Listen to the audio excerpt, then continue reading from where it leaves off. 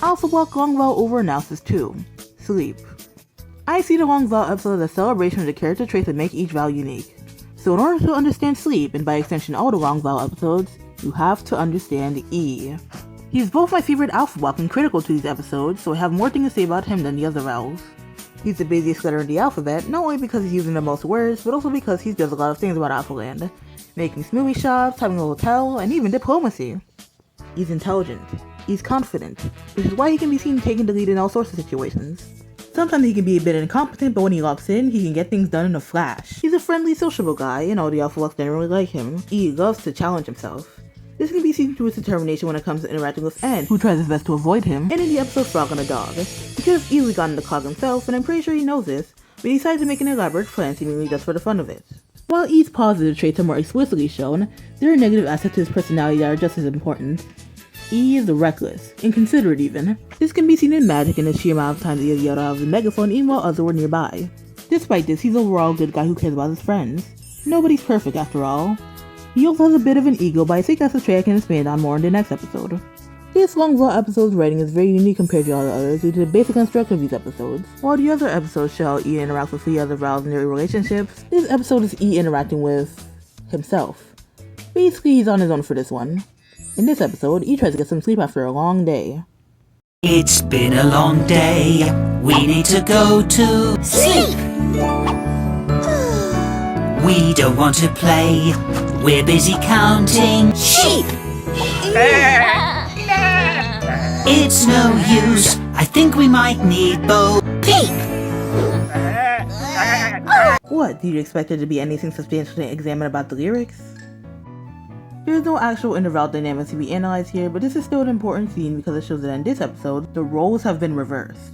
Normally, E is a disruptive one, being all loud and stuff. Now, E needs to rest and the Alphablocks are the one disrupting him. Karma? This scene also just doubles down on how desperate E is for rest. It's not even nighttime, he's probably done a lot for him to want to sleep this early. My personal favorite part is when A comes in. E! Peace at last! What a treat! Psst, you should see my analysis of name for more info. This scene is the first example of the bond between E and A. When they see each other, they both say, "What a treat!"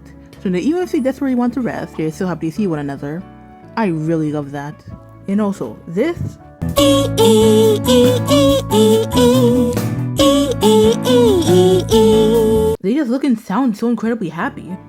When I'm with A, we make a world-class team.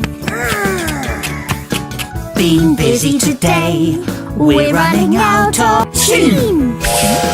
Together, A and E are both the busiest letter of the alphabet, but the fact she's trying to rest at the same time as E is a fun detail. I do think that given the theming of this episode, A was the perfect pick as opposed to, say, Y. The part about them being a world-class team was really charming, especially since it's something that's been developed in episodes both before and after this one.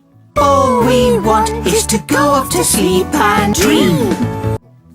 Okay, the fact that the dream solely consisted of the two of them running in a void together endlessly truly shows how happy they are together. In that space, literally nothing exists beside them, they're still as happy as can be, and I find that a beautiful representation of the relationship. Sorry kids! Didn't mean to kick it so hard! Both I and multiple others I've shown the scene can make the same observation. They look so much like disappointed parents here. I said back in Names analysis that A and E are like the leaders of Alphaland, and in this episode, they're almost like parents having to deal with unruly kids. Except not really, since most of the Alphablocks are basically adults, but you get the point. Right! If you can't beat them, join them! I really like this scene, not only because of the key one between E and A again, but it marks the moment where E decides to put matters into his own hands. E E E E E E E E E E E E E E E E E. Yes, I will be talking about the dances they do in every one of these episodes. They're more telling than you think. This dance is clearly one meant to catch your attention, but at the same time it fits with the music. Quite soothing and calm when compared to the other episodes. It's a good look into E's personality. He's confident, he's bold, but he has to keep himself under control. Mostly. Of course, that changes with Magic-E himself. He's E's alter ego, but he is, at the end of the day, still E. Magic-E can also be interpreted as E's shadow in a way, with how mysterious he is and how he sort of functions as a shadow when they dance together. He's the embodiment of his mischief, his impulse, his whimsy, and a more raw, unrestrained version of himself. By tapping into that version of himself, he's able to turn into an athlete! Without a doubt, he can wear them out when he makes them all compete. Sorry about that, I got really into it. This scene shows how much power E has over the other Alphablocks. Like I briefly touched on the name, E is just as much as a force as he is a character in the Long Vowel episodes. A can't remember her name, E makes her say it. E can't sleep, he makes the Alphablocks tire themselves out so we can rest in peace.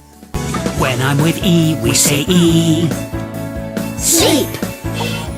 When I'm with A, we say E. Dream. And when Magic E does his magic on me, we say E, E, E.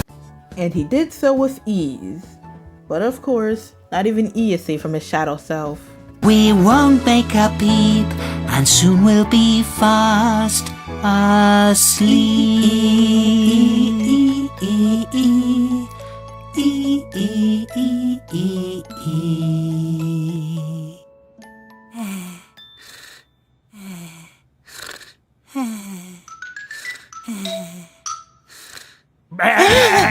I just wanted to add that in the rest of the Long Vowel episodes, the vowels learn something in some way.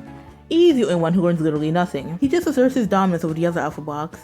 I'll have to take note of that. Next up is I's Long Vowel episode. I can already tell this is going to be a long one. Plus, it's almost a counterpart to this episode. Only I can say I'm simply the best I've found.